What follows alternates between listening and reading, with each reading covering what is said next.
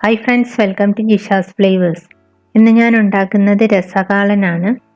ഗുരുവായൂർ അമ്പലത്തിൽ നിന്നൊക്കെ സദ്യ കഴിച്ചവർക്ക് രസകാളൻ എന്താണെന്ന് അറിയാൻ പറ്റും. ഇതൊരു എരിവും പുളിയും മധുരം എല്ലാം കൂടെ ചേർന്നിട്ടുള്ള ഒരു കറിയാണ്. അതേപോലെ തന്നെ പല സ്ഥലത്ത് പല രീതിയിലാണ് ഇത് ഉണ്ടാക്കുന്നത്. ചില സ്ഥലങ്ങളിൽ പുളിയും തൈരും ചേർത്തിട്ടാണ് ഉണ്ടാക്കുന്നത്, ചില സ്ഥലങ്ങളിൽ തൈര് മാത്രം ഒഴിച്ചിട്ടാണ് ചെയ്യുന്നത്. ഞാനിപ്പം പുളിയും തൈരും രണ്ടും കൂടെ ചേർത്തിട്ടാണ് ചെയ്യുന്നത്. അപ്പം നമുക്കിത് എങ്ങനെയാണ് ഉണ്ടാക്കുന്നത് നോക്കാം. അതിന് വേണ്ടിയിട്ട് മത്തങ്ങയും കുമ്പളങ്ങയാണ് നമ്മൾ എടുക്കുന്നത്. രണ്ടും ഒരേ അളവിൽ തന്നെയാണ് എടുക്കുന്നത്. ആദ്യം നമുക്ക് സ്റ്റൗ കത്തിച്ച ശേഷം പാൻ വെച്ച് കൊടുത്തിട്ടുണ്ട്. അതിലേക്ക് മത്തങ്ങയും കുമ്പളങ്ങയും ഇതേപോലെ ചെറിയ കഷ്ണങ്ങളാക്കിയിട്ട് ഇട്ട് കൊടുക്കാം. ആവശ്യത്തിനുള്ള ഉപ്പ് ചേർത്ത് കൊടുക്കണം. 3-4 പച്ചമുളക് ചേർത്ത് കൊടുക്കുക. അതിനുശേഷം ഒരു 1/2 ടീസ്പൂൺ മഞ്ഞൾപ്പൊടി ചേർത്ത് കൊടുത്തിട്ടുണ്ട്. ഇതിലേക്ക് നമ്മൾ മുളക് പൊടി ചേർത്ത് കൊടുക്കുന്നില്ല, അതിന് പകരം ചില്ലി ഫ്ലേക്സ് ആണ് ചേർത്ത് കൊടുക്കുന്നത്. വറ്റൽമുളക് പൊടിച്ചത് ഒരു 1/2 ടീസ്പൂൺ ചില്ലി ഫ്ലേക്സ് ചേർത്ത് കൊടുത്തിട്ടുണ്ട്. ഇതിലേക്ക് ഞാൻ പുളിവെള്ളമാണ് ഒഴിച്ചു കൊടുക്കുന്നത്. ഒരു നെല്ലിക്ക വലിപ്പത്തിലുള്ള പുളി പിഴിഞ്ഞതിന് ശേഷം ഇതിലേക്ക് ഒഴിച്ചു കൊടുക്കാം. അതിനുശേഷം കുറച്ച് കറിവേപ്പില ചേർത്ത് കൊടുക്കാം. ഇനി നമുക്ക് പാത്രം അടച്ചു വെച്ച് കുക്ക് ചെയ്യാം.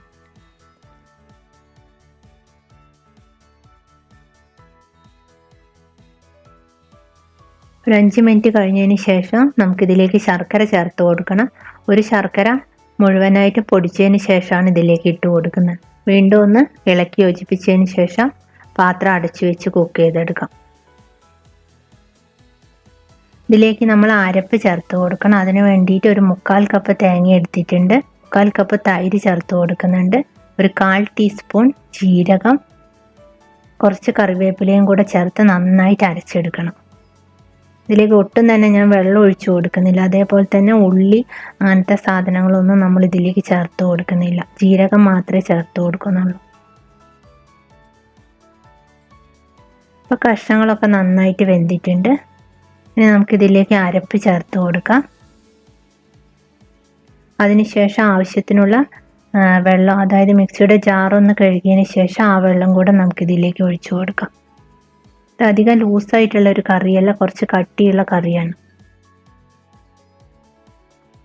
ഇനി കറിയൊക്കെ നന്നായിട്ട് തിളച്ച് വരട്ടെ. ഇപ്പം കറി നന്നായിട്ട് തിളച്ചിട്ടുണ്ട്.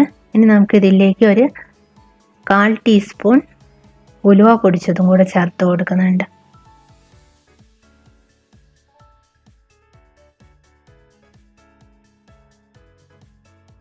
ഇനി നമുക്കിത് താളിച്ച് ചേർക്കണം. അതിന് വേണ്ടിയിട്ട് സ്റ്റൗ കത്തിച്ച ശേഷം പാൻ വെച്ച് കൊടുക്കാം. അതിലേക്ക് വെളിച്ചെണ്ണ ഒഴിച്ചു കൊടുക്കുന്നുണ്ട്. വെളിച്ചെണ്ണ ചൂടായതിന് ശേഷം 1/2 ടീസ്പൂൺ കടുക് ഒന്ന് പൊട്ടിയതിന് ശേഷം ഒരു 1/4 ടീസ്പൂൺ ഉലുവ ചേർത്ത് കൊടുക്കാം. അതിനുശേഷം വറ്റൽമുളകും കറിവേപ്പിലയും കൂടെ ചേർത്ത് കൊടുക്കാം.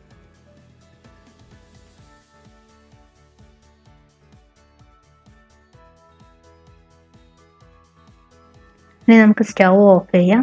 സ്റ്റൗ ഓഫ് ചെയ്തതിന് ശേഷം ഒരു 1/4 ടീസ്പൂൺ ചില്ലി ഫ്ലേക്സും കൂടെ ചേർത്ത് കൊടുക്കാം.